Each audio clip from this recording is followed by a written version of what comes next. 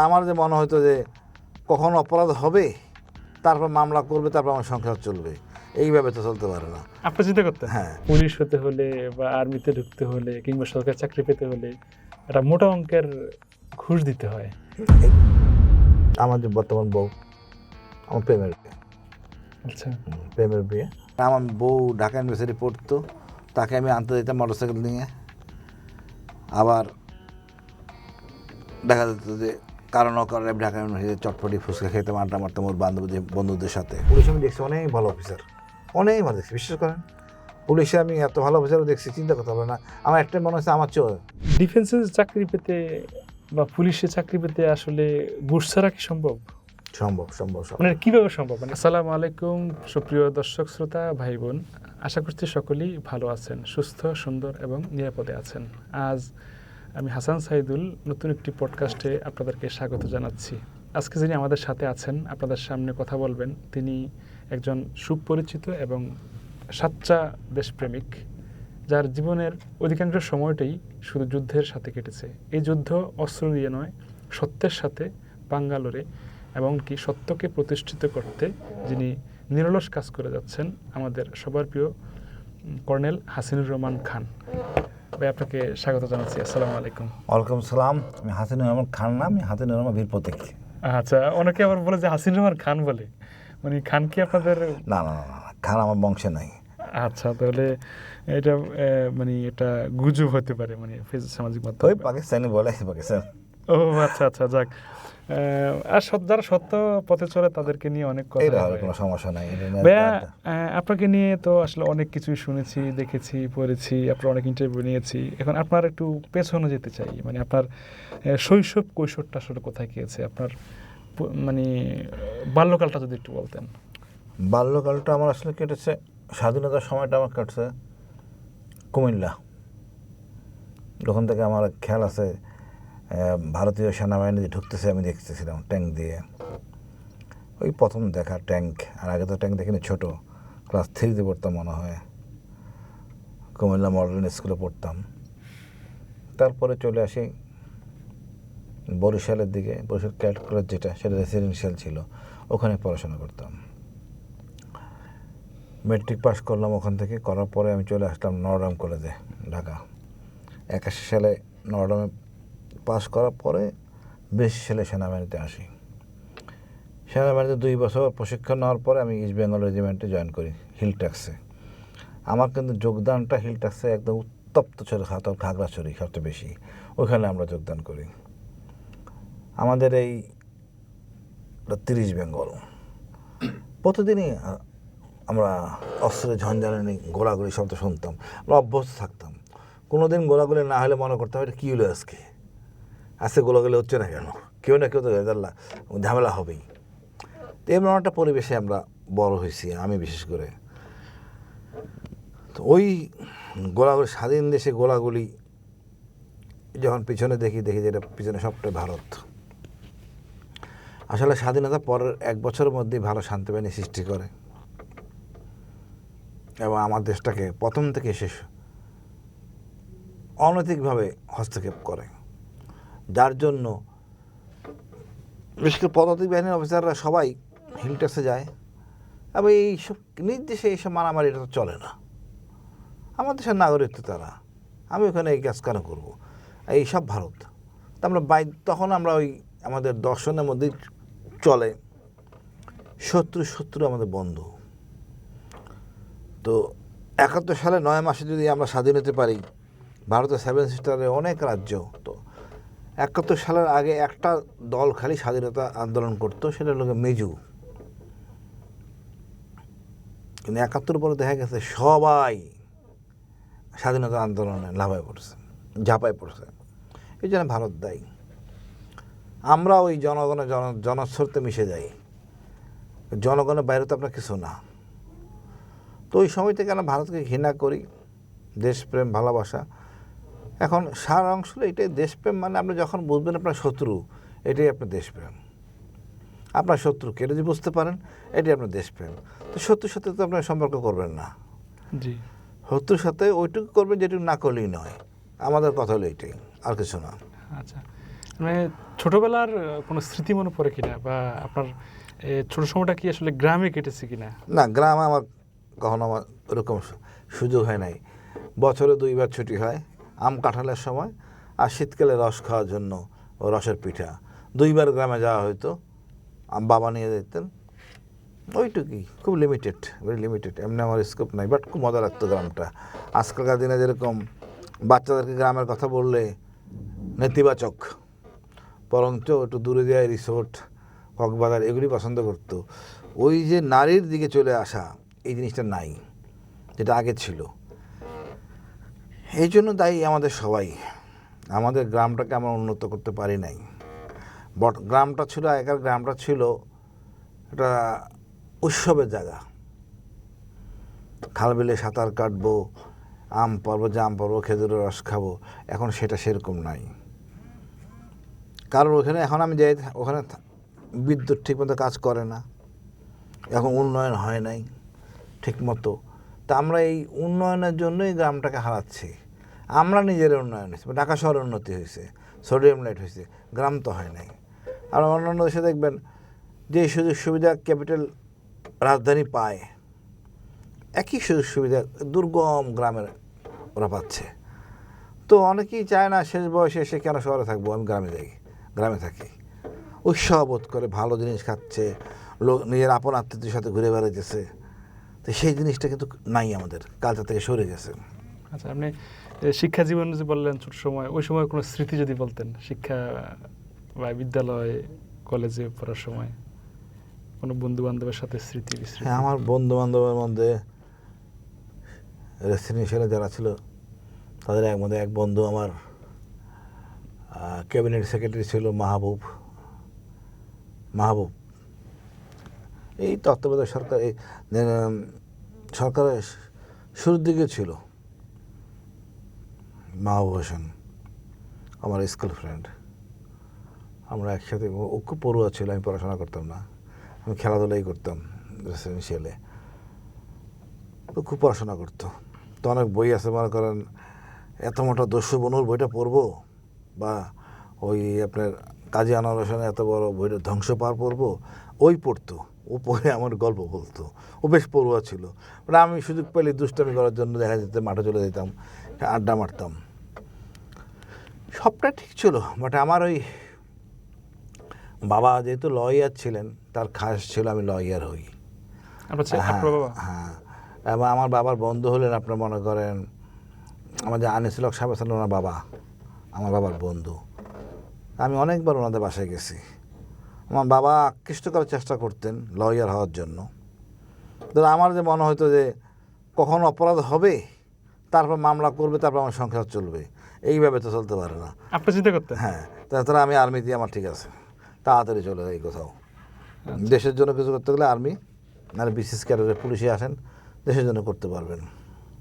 আচ্ছা, আজকে আপনি এইভাবে কথা বলতে পারতেছি, যেটা সৎ ছিলাম, নাহলে কোনো স্কোপ ছিল না কথা বলার। আর্মিতে এই সুযোগটাতে সৎ থাকার, সৎ থেকে সুন্দর জীবনযাপন করার জন্য। আপনি যদি মনে করেন আর্মি থেকে দেশি মুরগি খাবেন, নদীর ইলিশ, নদীর রুই মাছ খাবেন, তাহলে তো সমস্যা। প্রচলিত নিয়মে যা বেতন হয় তাতে আপনি সুন্দর চলতে পারেন, একটা সচ্ছল একটা জীবন থাকে, একটা 2-3টা মিশন করা যায়, এবং একটা থাকার জন্য একটা বাসস্থান পাওয়া যায়। আলহামদুলিল্লাহ, পৃথিবীর অনেক দেশে এটা নেই। আচ্ছা, এমনি আপনার পরিবার এবং ব্যক্তি জীবন নিয়ে একটু বলবেন, আপনার সেই ছোটবেলার? আমার পরিবারের, আমার 3 মেয়ে, আমি, এবং আমার স্ত্রী ঢাকা ইউনিভার্সিটিতে পড়াশোনা করছে। 90-এর সময় যখন খুব বিপ্লব, 90-এর ছাত্র আন্দোলন বা গণতান্ত্রিক আন্দোলন দেশের বিরুদ্ধে, তখন আমি ঢাকা মিলিটারি পুলিশের অপারেশন অফিসার, মেজর হিসেবে ঢাকাতে মিলিটারি পুলিশ, যদিও বেঙ্গল রেজিমেন্টের আমি, ওই সময়টা আমরা বলি অতিরিক্ত ডিউটি হিসেবে মিলিটারি পুলিশে ছিলাম। এর সাথে পতনটা আমি নিজ চোখে দেখা, এটা আমার সৌভাগ্য। আমার বউ ঢাকা ইউনিভার্সিটি পড়তো, তাকে আমি আনতে যেতাম মোটরসাইকেল নিয়ে। আবার দেখা যেত যে কারণ অকারণে ঢাকা ইউনিভার্সিটিতে চটপটি ফুচকা খেতাম, আড্ডা মারতাম ওর বন্ধুদের সাথে। ওই আন্দোলনটা আমার নিজ চোখে দেখা। আর 24টা তো দেখলাম এবার, আল্লাহ সৌভাগ্য। 24টা দেখলাম আমি বেসামরিক হিসাবে, মজলুম হিসাবে। আচ্ছা, আর ওই সময় দায়িত্ব ছিল? ওই সময় দেখে থেকে দেখলাম যে ছাত্ররা কী করে আসলে, কারণ আমি তো ইউনিভার্সিটি পড়ি নেই, ওই জিনিসটা আমার ফিলিংসটা ছিল না। তো ছাত্ররা কী করতে পারে ওই সময় দেখলাম। সব মিলে মনে করি আমি এটা সবার জন্য যায় না, বিপ্লবটা নিজ চোখে দেখা। আমি বিপ্লবের দিন যে মূর্তিটা ভাঙা হচ্ছিল আমাদের প্রধানমন্ত্রীর কার্যালয়ের সামনে, পাশেই একটা আর্মার্ড ভেহিকেল, মানে ট্যাঙ্কের মতো বড় বড় চাক্কালে এপিসি বলি আমরা, দাঁড়ানো ওদিন 10 ইয়ার্স 10 গজের মধ্যেই তাকায় আছে। আর ভাঙা হচ্ছে, উপরে একটা দাঁড়িয়ালা হুজুরের মতো, সে আর ভাঙতে পারতেছে না, তো খোঁচে চোখের মধ্যে মারতেছে। এবং ওই শেখ মুজিবুর রহমানের ছবিটার মধ্যে 5 আগস্ট। এটা হলো আপনার ইতিহাস। আপনি চিরস্থায়ী না, আপনি ইট বালি সিমেন্ট দিয়ে চিরস্থায়ী করবেন নিজেকে, হয় না। মানুষের হৃদয়ে আপনি চিরস্থায়ী হন, যেটা শহীদ জিয়া হয়েছে, নবী করিম সাল্লাল্লাহু আলাইহি সাল্লাম হয়েছে, বড় বড় নেতারা হয়েছে, ভুট্টু কি বলে, সরি আমাদের ভাষা নেই, মানুষকে ভালোবেসে হৃদয়ে ধারণ করেন। ইট বালি কংক্রিট দিয়ে এগুলি টেম্পোরারি। ভাই, আপনি আর্মিতে কেন জয়েন করলেন? আমি তো বললাম আমি আইনজীবী হইতে চাই না। আমার বাবা চাচ্ছিল আইনজীবী বানাইতে, আইনজীবী হওয়ার জন্য। জি। তা আমি আইনজীবীতে বিশ্বাস করি না। আমার মনে হয় দেশের জন্য, দেশকে, তখন আমরা শহীদ জিয়াকে, আমরা রেসিডেন্সিয়াল যে মডেল স্কুল ছিল 79 আর 78-এর দিকে, উনি আমাদের ওখান থেকে বরিশাল আমাদের স্কুলের সামনে থেকে একটা ভিজিট ছিল, আমাদের দেখা সৌভাগ্য হয়েছিল, জিপ গাড়িতে যাচ্ছেন। তা আমরা ওই দেশপ্রেমটা তখন আসে, যে আমি আর্মিতে কাজ করতে পারি, এটাতে খাওয়া দাওয়া করা যায়, আর বেশি পড়াশোনা দরকার নাই, তো অল্প পড়াশোনা ঢুকে গেলাম, এই সুযোগে আমি চান্সটা নিলাম। আচ্ছা, এমনি আর্মিতে যোগদান এবং র্যাঙ্ক পাওয়ার গল্পগুলো যদি। আর র্যাঙ্ক পাওয়ারগুলো আমাদের আর্মির সিস্টেম আছে, পরীক্ষা দিতে হবে। ইভেন সেকেন্ড লেফটেন্যান্টগুলো পরীক্ষা আছে, লেফটেন্যান্ট ক্যাপ্টেন পরীক্ষা, ক্যাপ্টেন মেজর পরীক্ষা পাস করে সবাই অন্তত দেখা যায় যে সবাই মেজর পর্যন্ত হইতে পারে, দেরি হলেও হইতে পারে। তারপরে হলো সিলেকশন বোর্ড, আমার কাজকর্মের উপরে আমার সিনিয়র কতটুকু সন্তুষ্ট, কতটুকু ডকুমেন্টে লেখা আছে তার উপরে। এর সাথে কোনো, মানে এখন এটা অনেকটা রাজনীতি হয়ে গেছে মানুষে বলে, বাট এখানে গোয়েন্দাদের প্রভাব আছে। যেমন আমি র্যাবে থাকতে কিছু ঘটনা ঘটছে গোয়েন্দাদের সাথে। এখন আমাদের আর্মি দিয়ে তো আপনি সব বাহিনীকে মূল্যায়ন করবেন না।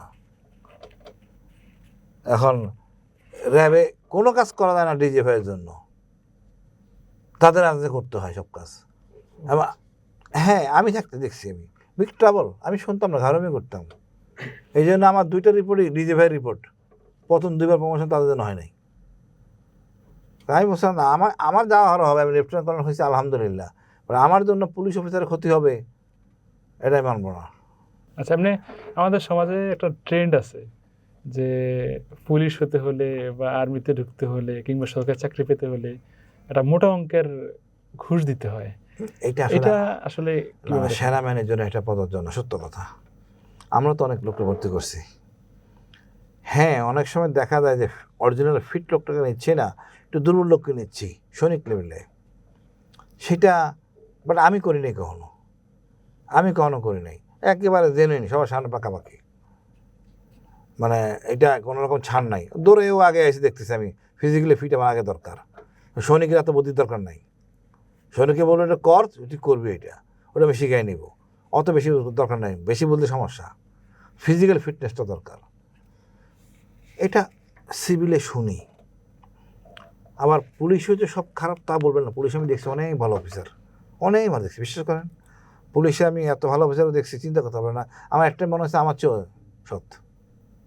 আচ্ছা, এখন এটা রাজনীতিবিদদের খারাপ করে। কোনো ব্যক্তি অসৎ হয়ে জন্ম হয় নাই, অসৎ হয়েছে রাজনীতিবিদদের জন্য। একটা ভালো লোক ভালো কিছু হওয়ার জন্য প্রত্যাশা নিয়ে কনস্টেবল হলো পুলিশের, ঢুকতে যদি তার 1,00,000 টাকা দিতে হয়, টাকাটা তার উঠাইতে হবে না? এখানে আবার আরেকটা জিনিস সংযোগ করি, এই টাকা দিতেও কিন্তু ওই যিনি হবেন তার বাবা মা রেডি থাকে, জমি বিক্রি করে, গহনা বিক্রি করে দেয়, এরকম ঘটনা তো দেখি আমরা। কালচার আছে, শুধু তাই না, এখানে সীমাবদ্ধ না। একটা ল্যাংড়া খোলা মেয়েও আছে, বিয়ে করতে হবে। পুলিশের ক্ষেত্রে অনেক আছে, এবং বিয়ে করে কিছুদিন থাকার পরে মেয়ে মানে না, বাদ দিয়ে দেয়, সংসার করে না, তখন আবার নাম শুরু। দেখো সমাজটাকে নষ্ট করে ফেলছে রাজনীতিবিদরা। যত সন্ত্রাসী দেখবেন, যত কুলাঙ্গার দেখবেন আর কি, সব রাজনীতিবিদের জন্য। আমাদের এই রাজনীতিবিদদের একটা চার্টার অফ ডিউটিস বানানো দরকার, তার কি মানদণ্ড, এছাড়া রাজনীতি করা যাবে না। আচ্ছা, এরা আমাদের সমাজটাকে নষ্ট করে দিচ্ছে। মানে ভাইয়া ডিফেন্সের চাকরি পেতে বা পুলিশের চাকরি পেতে আসলে ঘুষ ছাড়া কি সম্ভব? সম্ভব সম্ভব সম্ভব। মানে কিভাবে সম্ভব? মানে কোনো তো মানে কোনো ব্যবস্থা বা কোনো উপায় তো মানে পাওয়া যাচ্ছে না। এখন আমরা যেভাবে নিচ্ছি এখন আর্মিতে, অনলাইনে করা হচ্ছে, সম্ভব। আপনি চাইলেই পাবেন। এখন যদি মনে করেন এত লোক নেয় নাই, এই 1.5 বছরে অনেক লোক নেওয়ার স্কোপ ছিল পুলিশে, কারা নেয় নাই? আমলারা নেয় নাই। আইজিপি চাইলেও আমলা দেয় না। কেন? ওইখানে ভর্তি হতে গেলে প্রতি লোক থেকে 5 লাখ টাকা নেওয়া হয়, যদি ওই আমলারা পাবে তো টাকা কিছু, যেইভাবেই হোক। তারা একটা সংঘবদ্ধ একটা মাফিয়া আলমা, এই প্রশাসনের আমলা যেটা, এটাকে নিয়ন্ত্রণ করা উচিত। সব ক্ষেত্রে আমলা রাখবে কেন? পুলিশ হেডকোয়ার্টারে, স্বরাষ্ট্র মন্ত্রণালয় আমলা থাকবে কেন? পুলিশ কি বোঝে না তার কাজ? আমার বোধহয় বলেন তো, না বেশি লেবারা করছে উনি আমলা? পুলিশের কাজ পুলিশ দেখবে, পুলিশ সদর দপ্তর পুলিশ থাকবে, কার পোস্টিং কোথায় হবে ওই ব্যাপারটা পুলিশ করবে, আইজিপি করবে, দরকার এডিশন আইজিপি আরও 5টা বাড়াবে। আমরা দরকার নেই তো পুলিশ হেডকোয়ার্টারে। কী কারণে আমার বোধহয় বলেন? সেম আমার ডিফেন্স মিনিস্ট্রি, ডিফেন্স সেক্রেটারি কেন সিভিল আমলা হবে? সব জায়গায় আমলা, আর সে একই ক্যাডার। ওই ডিসি ছিল, এর আগে টিএনও ছিল, এই বিশাল সেক্টর আমলা নিয়ন্ত্রিত। নো, আপনি জানেন শিক্ষা মন্ত্রণালয়, ওখানে আমলা। আর এই শিক্ষা ক্যাডারের লোকজনকে গর্দভ সব, না শিক্ষিত না। এই আমলাদেরকে জনপ্রশাসন যে সেক্টর থাকে সেক্টরে থাকুক, অন্য জায়গায় যাওয়া দরকার নাই। আস্তে আস্তে কমায় নিয়ে আসেন, অর্ধেক করেন, আস্তে আস্তে নিয়ে আসেন। এইগুলিতে বের না হইতে পারলে আপনি দেশটাকে উন্নয়ন করতে পারবেন না। টেবিল, এই ফাইল থেকে আরেক ফাইল আরেক টেবিলে যাবে, ঘুষ। আপনি টেকনিক্যাল অ্যাসপেক্টগুলো যান, মানে আইটি সেক্টরে যান, যেখানে যান, যেই মন্ত্রণালয়, প্রবাসী কল্যাণ মন্ত্রণালয়, ওখানে দেখবেন আমলা। কেন বাবা? আপনার কাজটা কি এখানে? অন্য লোক নাই দেশে? আপনি নির্বাচন কমিশনার হয়ে ওখানে আমলা কেন? আপনার কাজটা কি বলেন আমার? ওখানে কি আমাদের অন্য সেক্টরের লোকজনকে অশিক্ষিত? মনে করেন মানবতার আমাদের যে ইয়ে আছেন যোগ্য, কি বলেন, ভিসি, উনি যাক ওখানে 6 মাসের জন্য নির্বাচন করে আসবেন। মানব বাদ দেন, তো দাঁড়িয়ে রাখছেন ক্লিন সেবেলা, যে কোনো ঢাকা ইউনিভার্সিটির বা রাজশাহী ইউনিভার্সিটির বা যে কোনো ইউনিভার্সিটির যে কোনো সংস্থা। আমরা কথা হলে সব সেক্টরে আমলা হবে, তাহলে তো উন্নয়ন হবে না। আমরা আমলা মুক্ত হইতে হবে। যে সহজীকরণের জন্য এখন তো অনলাইনে এসে গেছে, সব কিছু সহজ করে নিয়ে আসেন। আচ্ছা, এখন আমি যেটা বললাম যে ঘুষ ছাড়া সম্ভব। আচ্ছা, কিন্তু এখানে আরেকটা বিষয় সংযোগ করি যে ঘুষ ছাড়া সম্ভব হয়, কিন্তু রাজনৈতিক পরিচয় তো লাগে, কে ছাত্রলীগ, কে ছাত্রদল, শিবির।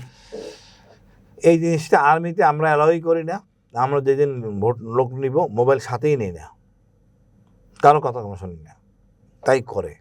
এখন পুলিশ এটা করতে পারতেছে না, বিকজ রাজনীতির সাথে মিলাইতে পুলিশে চলতে হয়। পুলিশ তো বিরোধী দলের কথা শোনে না, পুলিশ তো দলীয় সরকার দলের কথা শোনে। সরকার দলের ওই লোক তো প্রচুর টাকা নিয়ে নিয়েছে অলরেডি। তো এইটা হলো আমাদের আসলে দুর্ভাগ্য, যে আমরা অনৈতিক চর্চা করে কাজগুলি করতেছি। একটা ভালো পুলিশ হবে কেমনে? সে ঘুষ দিয়ে ঢুকলে কেন ভালো পুলিশ হবে বলেন আমারে? এই জন্য আমি বলি, নিজ এলাকায় পুলিশ বানান। আপনার যে এলাকার, যেই থানা, যে উপজেলা, যে ডিস্ট্রিক্ট, সেই ডিস্ট্রিক্টের লোক পুলিশ হবে, যে কোনো কিছু হবে না। দেখবেন চুরি চামারি থেকে শুরু করে মাদক কিছুই থাকবে না, তারাই ওই এলাকা ঠিক করে নেবে। আচ্ছা, এবং আপনার শান্তি থাকবে জনগণ, পুলিশ সেবক হবে। আচ্ছা, আপনি যেহেতু আর্মিতে যোগদান করেছেন, মানে ফর্ম কেনার গল্পটা একটু যদি বলতেন, মানে ওই দিন কি হয়েছিল যে আপনি ফর্ম না, কিনতে যাবেন? ফর্ম তো সবাই আগে মনে হয় কত টাকা লাগতো জানি না, আমি মনেও পড়ে নাই, 200 টাকা না এরকম কিছু একটা ফিগার লাগে এটিও নেয়। আমরা কিনলাম, ফর্ম পাওয়া যায়, এটা প্রতিটা জেলায় পাওয়া যায়। আমি ঢাকা ক্যান্টনমেন্ট থেকে নিলাম ফর্ম, স্টেশন হেডকোয়ার্টার সম্ভবত, ফিল আপ রিটার্ন পরীক্ষা দিলাম, রিটার্ন পরীক্ষা টিকলাম, টিকার পরে আপনাকে ইন্টারভিউ জন্য ডাকলো। না, তার প্রথমে ইন্টারভিউ, তারপরে একটা রিটার্ন পরীক্ষা, তারপর আইসিএসবি, তারপরে আবার ইন্টারভিউ নিছে একটা। তারপরে বিশেষ করে আমাদের এখানে কি ক্যাডেট কলেজের লোকেরা থাকে, ছেলেরা ঢুকে, এই ছেলেগুলি এইসব ব্যবস্থাপনার সাথে আগে থেকেই জড়িত, দৌড় ঝাঁপ ফিজিক্যাল ফিটনেস। আমরা সিভিল যারা তারা অভ্যস্ত না, আমাদের জন্য টফ হয়ে যায়। আর যদি গুণগত মান বলেন, একটা ঢাকা ইউনিভার্সিটির ছেলে যে প্রতিকূল পরিবেশে বড় হয়, যতটা সাহসী হয়, সেনাবাহিনী অফিসাররা অস্ত্র গোলাবারুদ নিয়ে অত সাহসী না, এবং ক্যাডেট কলেজের ছেলেরা অতটা সাহসী না। সে বুঝে গেছে কেমনে সার্ভাইভ করতে হয়, সুন্দর করে ইংরেজি বলতে হবে এবং সুন্দর করে স্যালুট দেবে, এটা সবাই পছন্দ করে। যুদ্ধক্ষেত্র তো সেটা না, যুদ্ধক্ষেত্রে কে কারে স্যালুট দিল কি দিল এগুলি দেখার কিছু না, যে কত কৌশলে যুদ্ধ করবে, তা কম লজিস্টিক সাপোর্ট তারা কিন্তু ভালো করে। আপনি দেখবেন স্বাধীনতার পরে যতগুলি খেতাব পাইছে, স্বাধীনতা আগেও দেখেন পরেও দেখেন একই সিস্টেমে, ক্যাডেট কলেজের পার্সেন্টেজ কম, 10%, নন ক্যাডেট কলেজ খেতাব বেশি, যুদ্ধ বেশি।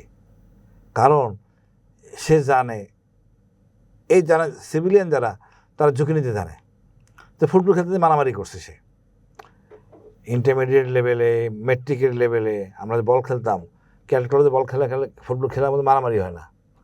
তা আমাদের কিন্তু ওই গ্রাম অঞ্চলে বা যেখানে খেলে না মারামারি হবে।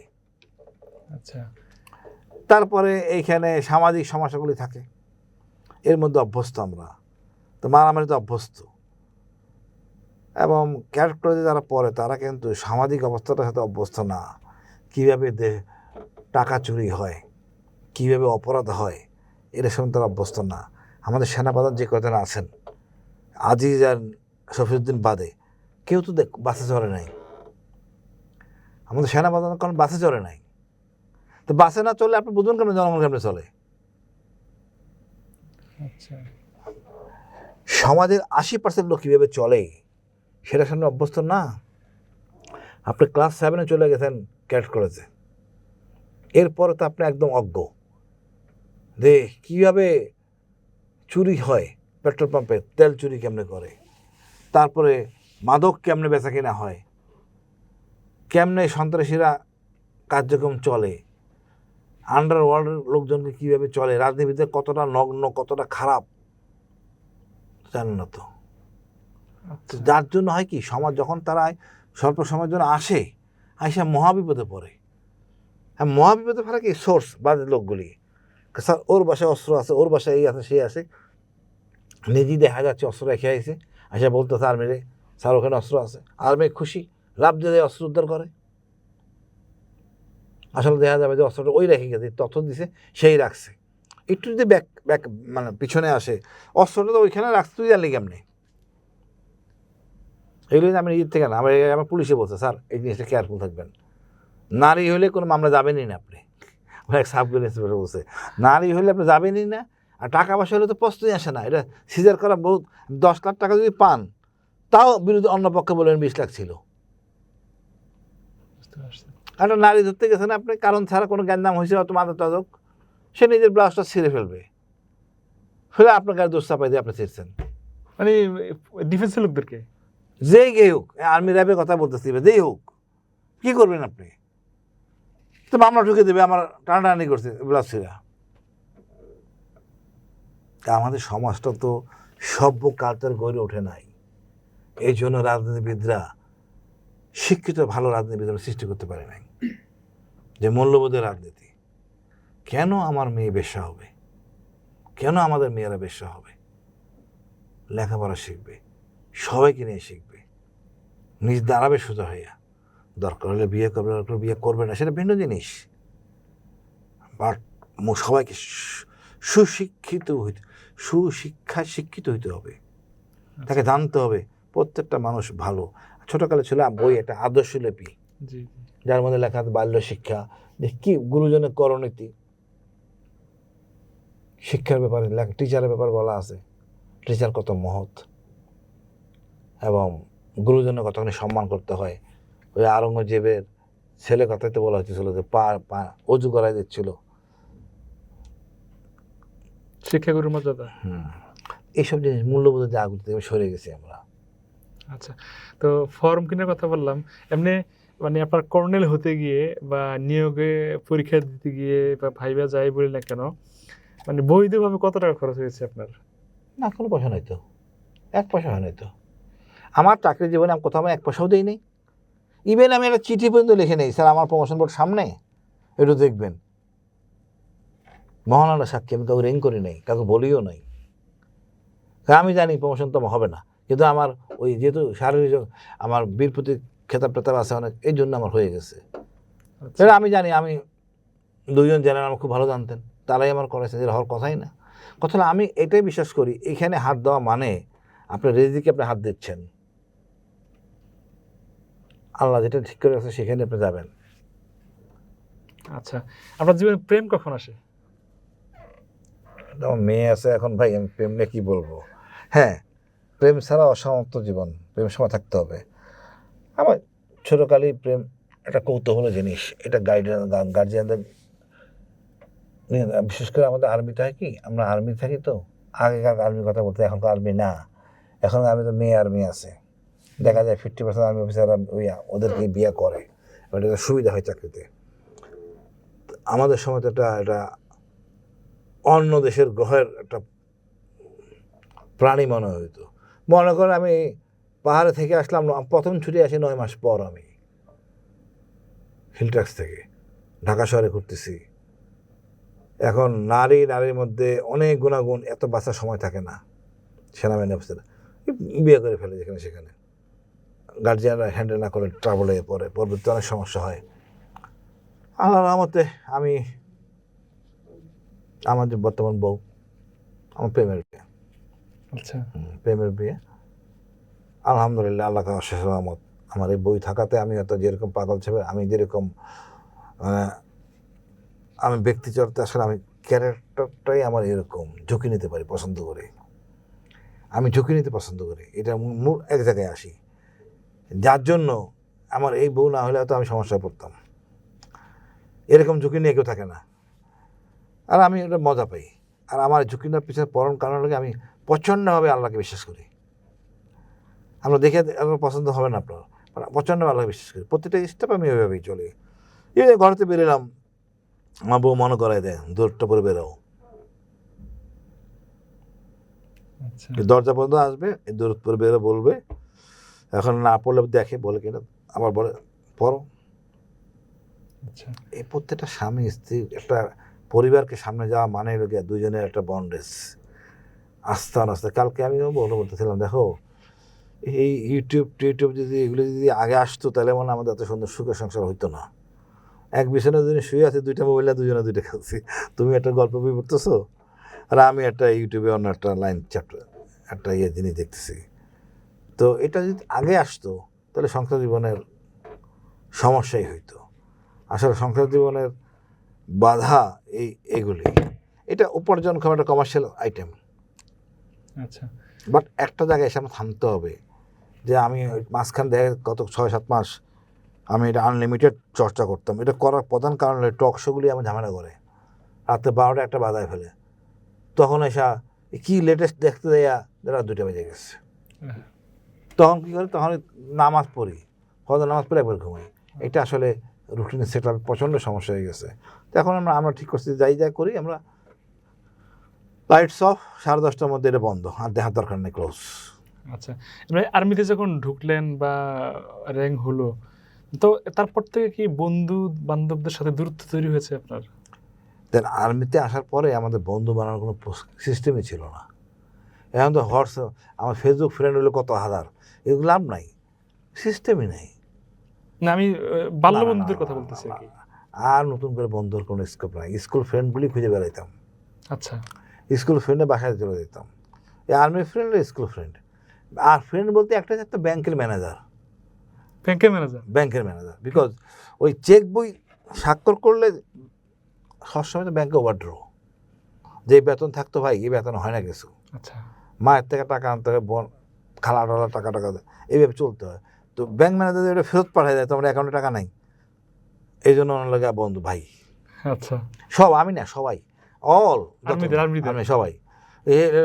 বিকজ আমাদের চেক ফেরত আসা মানে লাগে আমাদের ব্যাটালিয়নের সেকেন্ড ইন কমান্ড থাকে, তার প্রধান কাজই হলো চাপ পেতে হবে, তুমি এই কাজ কেন, কারণ ছাড়া পানিশমেন্ট। ইভেন আপনি চিন্তা করতে পারেন এই পুরো চাকরি জীবনে সকালে ফিজিক্যাল এক্সারসাইজ হয়, কোনো একদিন লেট হয়নি আমি, আচ্ছা কোনো একদিন লেট হই নাই। লেট হওয়া বড় অপরাধ। আচ্ছা আর্মিতে কেউ লেট হয় না সাধারণত। একটা সমস্যা হয় ইদানিং বা শেষের দিকে হয়েছে, যারা বিয়া করছে ওই নাইটের ওনাদের সকালে হাজির হয়, সকালে এসে পিটিতে মিটিং তখন দেখা যায় অনেক সময় বাসে একটু সমস্যা হলে হাজির হতে পারে না, তখন অন্যভাবে কাভার আপ করার চেষ্টা করা হয়, অসুস্থ ভুলে টুলে। বাট আমরা খুব কনসার্ন থাকি যাতে কখনো আমাদের আগে যেন অধিনায়ক না চলে আসে। ওই যে শহীদ জিয়ার কথা বলা হয় না, অধিনায়ক অ্যারেস্ট করে নিয়ে গেছে, অধিনায়ক কী জিনিস এটা বুঝবেন না সিভিলিয়ান। আচ্ছা তো মানে স্কুল বন্ধুদের কথা যে বললেন, তাদের সাথে কি ওই সখ্যতা আগের মতো ছিল কিনা যখন আর্মিতে ছিলেন? দেখেন ছিল, আমার বন্ধু মাহবুবের কথা হলো ক্যাবিনেট সেক্রেটারি, জি জি জি। ও ক্যাবিনেট সেক্রেটারি হয়ে যদি আমি বরখাস্ত হাসান রিং দেই, ও তো ধরতে চায় না, ধরার কথা না, বন্দি দিয়ে কথা বলে অন্যভাবে, ওরও চাকরি বাঁচাইতে হবে, আচ্ছা ওরও চাকরি বাঁচাইতে হবে। এখন কথা হলো আমাদের গোয়েন্দারা এমন জিনিস, বুঝছেন আমি কি বলবো, ওই মাহবুব হলো আওয়ামী লীগের ক্যাবিনেট সেক্রেটারি, আবার এই যে পুলিশের এসপি কোহিনুর আছে না, জি জি তাহলে মাহবুব বোনের জামাই। কিন্তু আসলে কেউ বিএনপি কেউ আওয়ামী লীগ না, সবাই দেশের জন্য। রাজনীতিবিদরা আমাদেরকে বোঝাই দেয় তুই বেটা বিএনপি তুই বেটা আওয়ামী লীগ। আচ্ছা আচ্ছা তাহলে ভাইয়া এই সময়ের কথা যদি বলি, মানে তরুণরা আর্মিতে কেন আসবে যদি প্রশ্নটা করা হয়, আপনি কি বলবেন? আমি ব্যক্তিগত মনে করি যতক্ষণ পর্যন্ত সেনাবাহিনীকে দলীয়করণ করা না, মানে দলীয়করণ যদি না করা হয়, না করা হলে আর্মিতে আসা উচিত না। বিকজ রাজনীতিবিদরাই সকল সমস্যার মূল। আচ্ছা মানে দেশে যদি কোনো একটা অস্থিতিশীল পরিবেশ তৈরি হয় অন্য কোনো একটা দেশের সাথে, রাজনীতিবিদরা কি সেটা কন্ট্রোল করতে পারবে? আর্মি পুলিশ ছাড়া? আর্মি তো নিজেদের নির্বাচনই কন্ট্রোল করতে পারে না, লবি।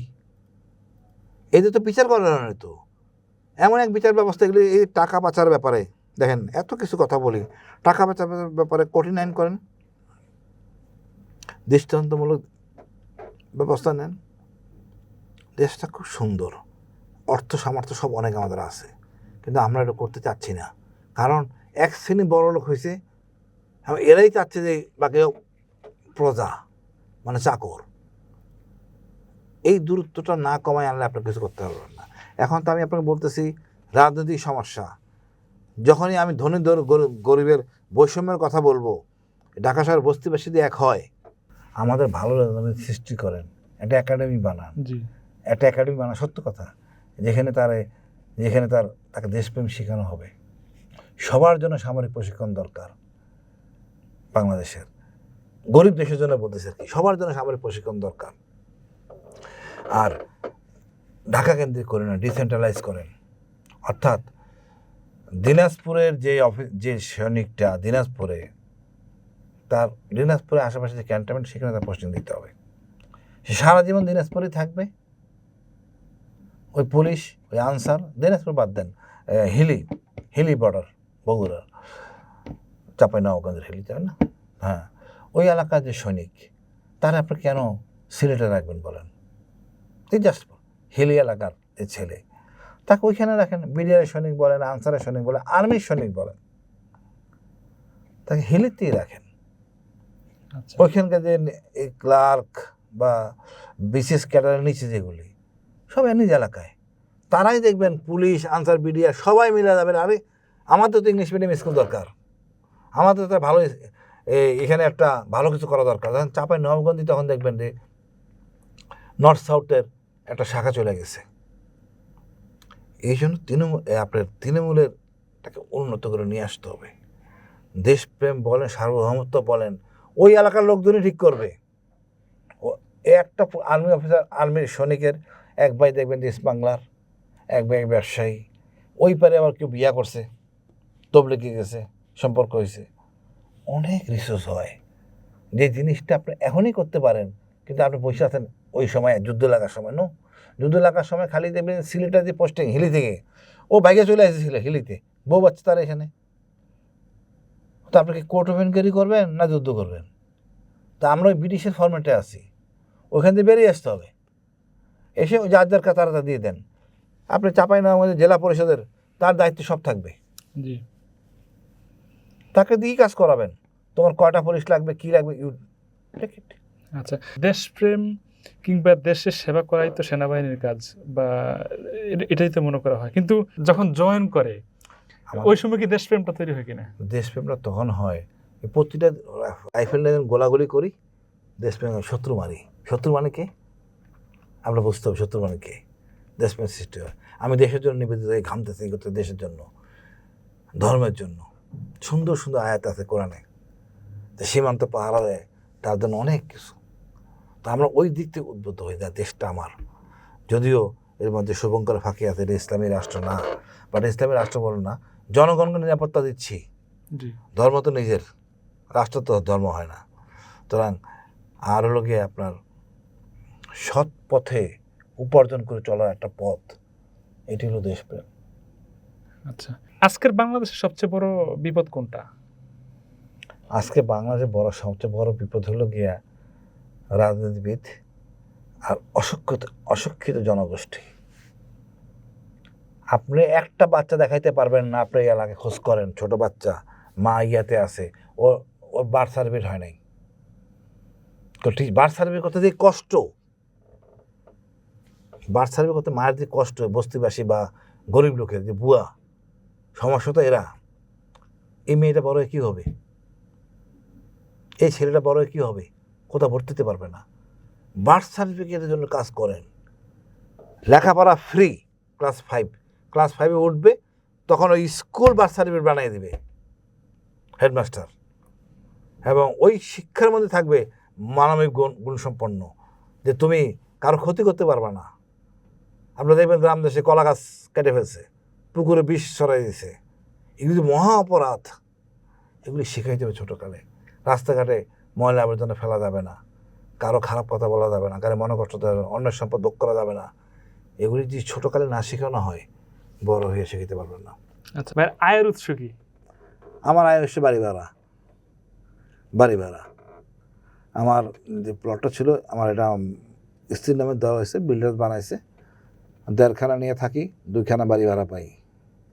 আর আমার স্ত্রী পায় নিজের এলাকা বাড়ি ভাড়া আছে 10 নম্বরে, ওখান থেকে পরে 20,000 টাকা, প্রায় 1 লাখ টাকার মতো ইনকাম চলে যায় আলহামদুলিল্লাহ। আচ্ছা, আমরা যে শুরুতে আমরা শুনে আসছি যে আপনি বরখাস্ত হয়েছেন, তো এখন এটা প্রেসিডেন্ট সাইন করে দিয়েছেন, সর্বোচ্চ গ্যাজেট হয়ে গেছে, ব্রিগেডিয়ার জেনারেল করা হয়েছে, পুরো বেতন সব পাবো। সেনাপ্রধান ওনার মন মতো হন নাই, একটু মন নাখোশ। আমাদের প্রধানমন্ত্রী জানেন, প্রধানমন্ত্রী জানেন। আশা করি খুব দ্রুত সময়ের মধ্যে এটা ক্লিয়ার হয়ে যাবে। আশা করি ব্রিগেডিয়ার জেনারেল হয়েছেন? হ্যাঁ, দ্রুত সময়ের মধ্যে এটা হয়ে যাবে। মানে ফিনান্সিয়াল গেইনটা, মানে ব্রিগেডিয়ার জেনারেল আমাদের তো অনেক সিনিয়র, আচ্ছা, সেনাপ্রধান আমার জুনিয়র, অবসরপ্রাপ্ত। এর মধ্যে কোনো মজা নাই, কোনো মজা নাই, মজা নাই। মজা হলো গিয়া আপনার যে আমি এটা আর্থিক টাকা পয়সা পাবো। তো টাকার প্রতি আমার মোহ কখনোই ছিল না। আমি এই একটা খাবার হলেই চলে, আমার তেমন খাবার লাগে না, ছোটোখাটো। আমার বউ পরিবার একই। আমার ওই হচ্ছে কি, আমার কষ্ট লাগে কি জানেন, সবাই যদি আমরা হাসতে পারতাম বাঙালির একসাথে, এর চেয়ে আর খুবই সহজ। ধনীও হাসবে, গরিবও হাসবে। এই রাস্তাঘাট কত ডেভেলপ হয়ে গেছে, আমরা কিন্তু খুব বেশি লাগে না টাকা পয়সা, অল্পতেই টাকা পয়সা পাওয়া যায়। আমরা এই কত সিস্টেম হয়েছে ডেভেলপ করার, কিন্তু আমরা এগুলি করতেছি না। এই যুব সমাজটাকে শিক্ষিত করে বিদেশে পাঠাইয়া প্রচুর অর্থ আনতে পারি। আপনি মনে করেন যারা মিডল ইস্টে চাকরি করতে গেছে তাদের অবস্থাটা কি? বোম মারতেছে ইরাক, ইরান, কি ট্রাবলে আছে। আমার দেশে যদি পরে আমরা কি করণীয় আছে ভাবেন তো, এটা অন্যদিন আলোচনা করবো। আচ্ছা, একটা বিষয় হলো যে ভাই আপনি আর্মিতে জয়েন করে এখন অবধি যদি বলি সারাক্ষণ শুধু ব্যস্ততা আর হেজিটেশনের মধ্যে তো ছিলেন, মানে আপনার জীবনটা আসলে কেমন? আপনি ঘুম ছিলেন, আপনি অপারেশনে ছিলেন? না ঘুম আমার কিন্তু মজা পাই ওই পাহাড়ে ঘুরে। আমি কারণ ছাড়া পাহাড়ে যাই এখনও। আমি স্কোপ পাচ্ছি না, কালকে বা 2-3 দিনের মধ্যে হাতে পাহাড়ে যাবো, এই কাপ্তাই রাঙামাটি যাবো, ঘুরবো 2 দিন, বসে দিয়ে মাছ ধরবো এই গহীন অরণ্যে। কখনো পরিচয় দিব না, পরিচয় দিলেই সমস্যা। এলাকার লোক চিনে, বাট পরিচয় দিলেই প্রশাসনের সর্বনাশ। কি করে সম্ভব? আচ্ছা, আমরা তো তৃণমূলে কখনো মিশন নাই, যার জন্য ওদের কাছে ভয় লাগে, আমার কাছে লাগে না।